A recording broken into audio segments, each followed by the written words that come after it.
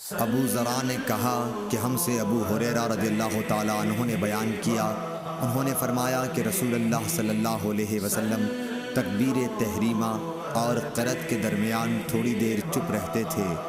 अबू ज़रा ने कहा, मैं समझता हूँ अबू हुरैरा रज़ियल्लाहु ताला अन्हु ने यूँ कहा, या रसूलल्लाह, आप पर मेरे माँ बाप फ़िदा हूँ, आप इस तकबीर और क़िरात के दरमियान की खामोशी के बीच में क्या पढ़ते हैं? आपने फरमाया कि मैं पढ़ता हूँ, ऐ अल्लाह, मेरे और मेरे गुनाहों के दरमियान इतनी दूरी कर जितनी मशरिक़ और मग़रिब में है।